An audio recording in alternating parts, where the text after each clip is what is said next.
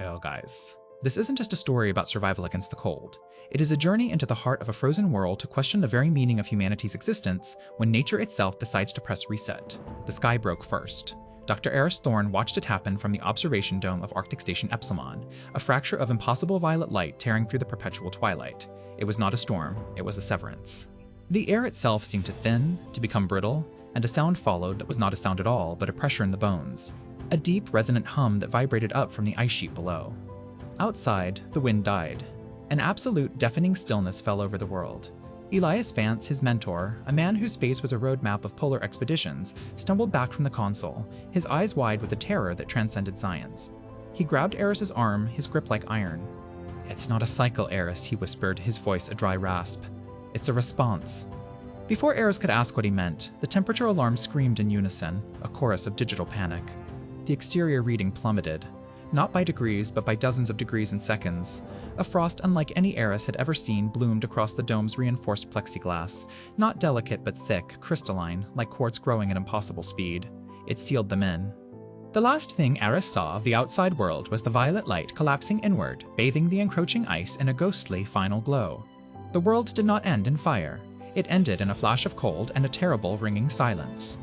8 years later, the silence was a constant companion. The ice was absolute, a new lithosphere burying the sins and glories of the old world. London was a lump under a glacier. The Amazon was a frozen, brittle forest of white spires. Humanity was a ghost, a rumor whispered in the geothermal vents and subterranean shelters that passed for civilization. Aris was no longer a scientist. He was a navigator, a leader, a keeper of a promise whispered in the final moments before Epsilon's life support failed. Elias's last words were not a warning, but a map. Find the heart, it beats for a reason.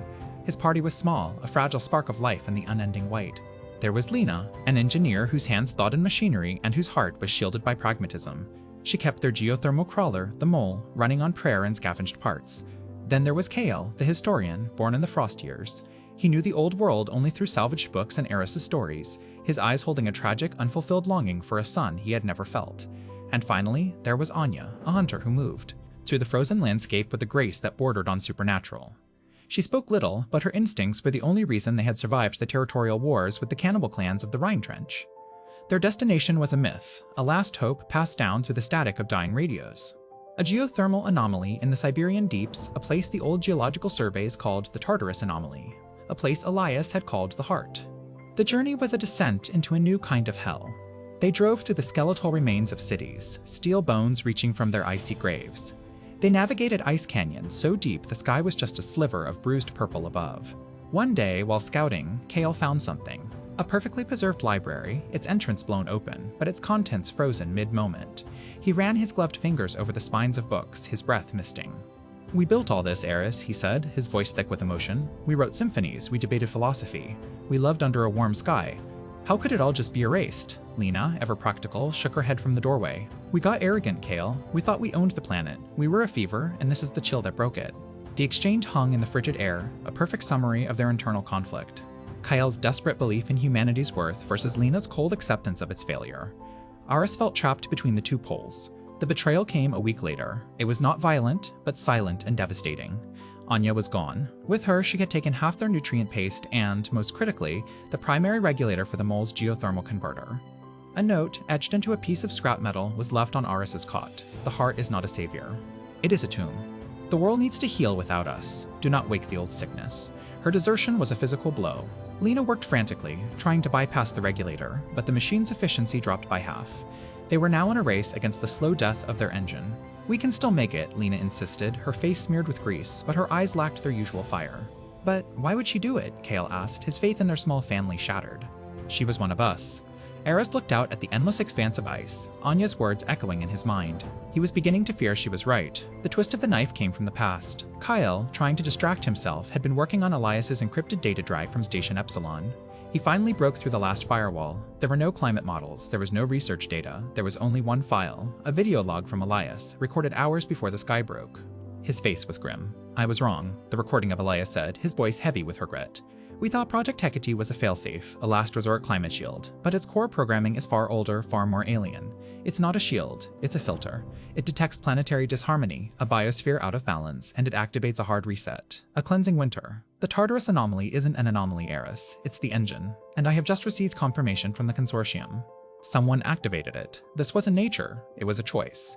Someone had judged humanity and found it wanting. The revelation was staggering. This was not an ice age, it was an execution.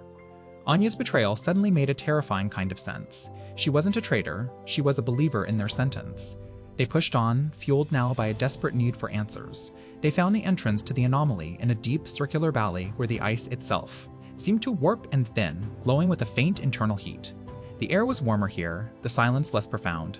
A massive door, forged from a metal that reflected no light, stood embedded in a rock face. It was ajar. Anya was waiting for them inside. She was not alone. A small group of people, their faces calm and resolute, stood with her. They were the descendants, guardians of the engine, a society that had known about Project Hecate for generations.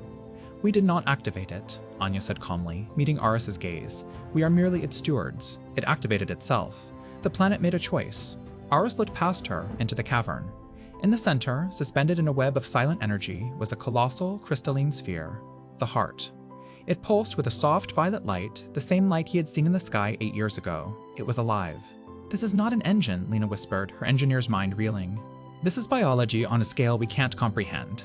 The lead descendant, an old woman with eyes that held the wisdom of ages, stepped forward. "It offers one final choice to the remnants of the dominant species, a test of worthiness." Aris, Lena, and Kale were led to a console before the pulsing sphere. 2 symbols glowed on its surface, a stylized sun and a single perfect snowflake. The choice, the old woman explained, was theirs. Touch the sun, and the engine would initiate a violent, catastrophic reversal. The ice would melt in months, not millennia, but the thermal shock would shatter continents, boil seas, and unleash an extinction-level event of fire and steam. A slim chance of survival in a broken, hellish world. Touch the snowflake, and the engine would complete its cycle. The ice would remain for 10,000 years, cleansing the world completely. When it finally receded, the engine would reseed the planet with new life, a new Eden. But humanity would be a forgotten fossil. The choice tore them apart. "I will not let us be erased," Kale cried, reaching for the sun. "We deserve a chance to be better." Lena grabbed his arm. "A chance at what? A world of fire and ash? It's over, Kale. We failed. Let the world heal." She looked at the snowflake, her face a mask of weary resignation. Aris stood silent, the weight of 2 worlds on his shoulders. Elias's words came back to him. "It beats for a reason." He looked at the pulsing heart, then at his friends, their faces a portrait of humanity's eternal conflict, the passionate, flawed hope, the logical, cold despair.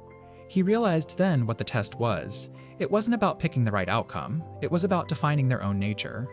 He stepped forward, past Lena and Kale. He did not touch the sun. He did not touch the snowflake.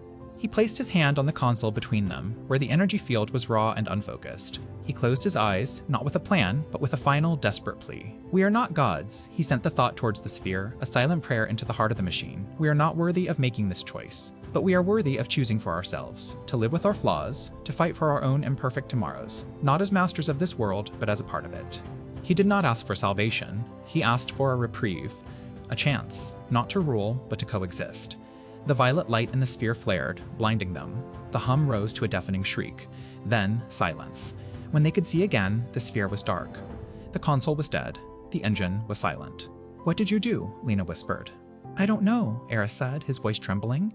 He had not chosen an answer. He had rejected the question. As they stumbled out of the cavern, Kale pointed to the sky. A single, heavy drop of water splashed onto his upturned face. Then another. And another. Above them, for the first time in 8 years, the sky was crying. It was not the fire of the sun, nor the stillness of the snowflake. It was just rain. A slow, gentle, and uncertain thaw had begun. This story was a reminder that our greatest struggles are not against the world, but within ourselves. The ultimate test is not about finding the right answer, but about having the courage to choose our own path, even in the face of oblivion.